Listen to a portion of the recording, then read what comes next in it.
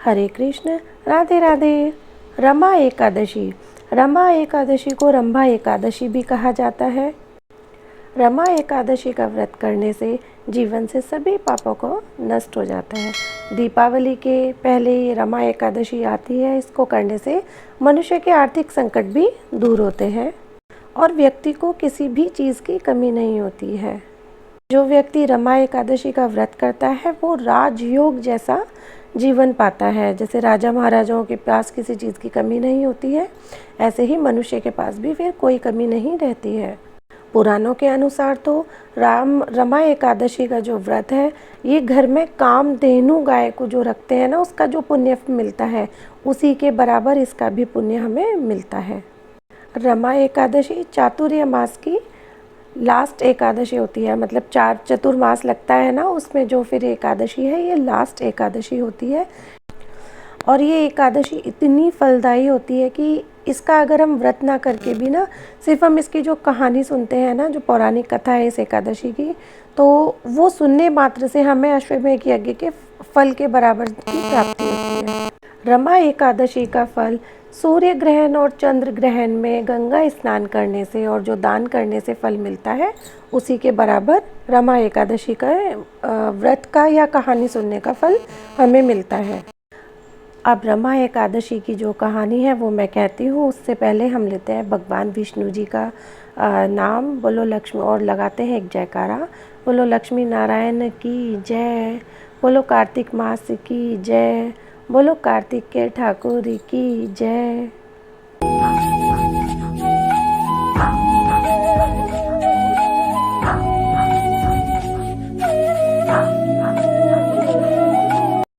धर्मराज युधिष्ठिर कहने लगे कि हे भगवान, कार्तिक कृष्ण एकादशी क्या है, इसकी विधि क्या है, इसके करने से क्या फल मिलता है, इसका नाम क्या है, सो आप विस्तार पूर्वक बताइए। भगवान श्री कृष्ण बोले कि कार्तिक कृष्ण पक्ष की एकादशी का नाम रमा है।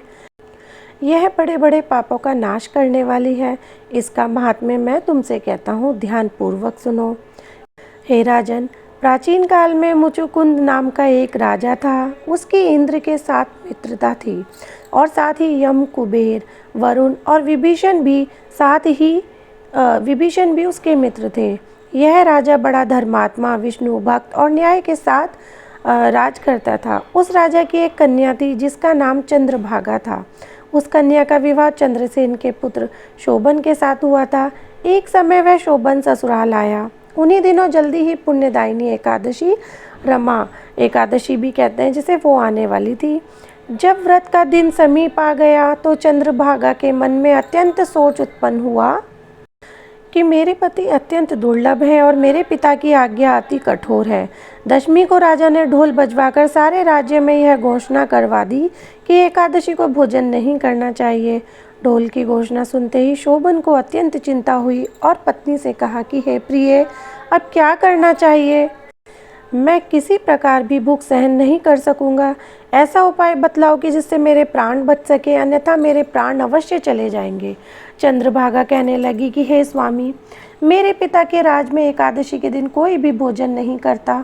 हाथी, घोड़ा, ऊंट, बिल्ली, गौ आदि भी तृण, अन्न, जल आदि ग्रहण नहीं कर सकते। फिर मनुष्य का तो कहना ही क्या। यदि आप भोजन करना चाहते हैं तो किसी दूसरे स्थान पर चले जाइए, क्योंकि यदि आप यहीं रहना चाहते हैं तो आपको अवश्य व्रत करना पड़ेगा। ऐसा सुनकर शोभन कहने लगा कि हे प्रिय, मैं अवश्य व्रत करूंगा, जो भाग्य में होगा वह देखा जाएगा। इस प्रकार से विचार कर शोभन ने व्रत रख लिया और वह भूख व प्यास से अत्यंत पीड़ित होने लगा। जब सूर्य नारायण अस्त हो गए और रात्रि को जागरण का समय आया, जो वैष्णवों को अत्यंत हर्ष देने वाला था, परंतु शोभन के लिए अत्यंत दुखदायी हुआ। प्रातःकाल होते शोभन के प्राण निकल गए।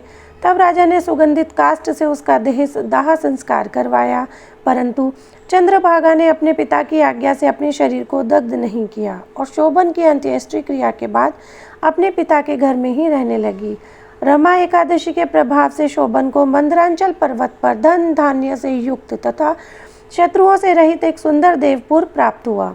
वह अत्यंत सुंदर रत्न और वैदुर्य मणि जटित स्वर्ण के खंभों पर निर्मित अनेक प्रकार की स्फटिक मणियों से सुशोभित भवन में बहुमूल्य वस्त्रों, वस्त्राभूषणों और तथा छत्र व चंवर से विभूषित गंधर्व और अप्सराओं से युक्त सिंहासन पर आरूढ़ ऐसा शोभायमान होता था मानो दूसरा इंद्र विराजमान हो। एक समय मुचुकुंद नगर में रहने वाले एक सोम शर्मा नामक ब्राह्मण तीर्थ यात्रा करता हुआ घूमता घूमता उधर जा निकला और उसने शोभन को पहचान कर यह तो राजा का जमाई शोभन है, उसके निकट गया। शोभन भी उसे पहचान कर अपने आसन से उठकर उसके पास आया और प्रणाम आदि करके कुशल प्रश्न किया। ब्राह्मण ने कहा कि राजा मुचुकुंद और आपकी पत्नी कुशल से है। नगर में सभी प्रकार से कुशल है, परंतु हे राजन, हमें आश्चर्य हो रहा है। आप अपना वृतांत कहिए कि ऐसा सुंदर नगर जो न कभी देखा न सुना आपको कैसे प्राप्त हुआ। तब शोभन बोला कि कार्तिक कृष्ण की रमा एकादशी का व्रत करने से मुझे यह नगर प्राप्त हुआ, परंतु यह अस्थिर है। यह स्थिर हो जाए ऐसा उपाय कीजिए। ब्राह्मण कहने लगा कि हे राजन, यह स्थिर क्यों नहीं है और कैसे स्थिर हो सकता है, आप बताइए। फिर मैं अश्वमेव उपाय करूँगा। मेरी इस बात को आप मिथ्या न समझिए। शोभन ने कहा कि मैंने इस व्रत को श्रद्धा रहित होकर किया, अतः यह सब कुछ अस्थिर है। यदि आप मुचुकुंद की कन्या चंद्रभागा को यह सब वृतांत कहें तो यह स्थिर हो सकता है।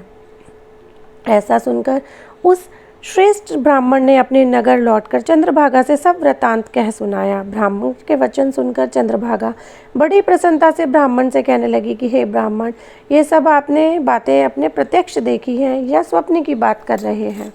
ब्राह्मण कहने लगा कि हे पुत्री, मैंने महावन में तुम्हारे पति को प्रत्यक्ष देखा है। सही में साथ ही किसी से विजय ना हो ऐसे देवताओं के नगर के समान उनका नगर भी देखा है। उन्होंने यह भी कहा है कि यह स्थिर नहीं है, जिस प्रकार वह स्थिर रह सके सो उपाय करना चाहिए। चंद्रभागा कहने लगी कि हे विप्र, तुम मुझे वहाँ ले चलो, मुझे पतिदेव के दर्शन की तीव्र लालसा है। मैं अपने किए हुए पुण्य से उस नगर को स्थिर बना दूंगी।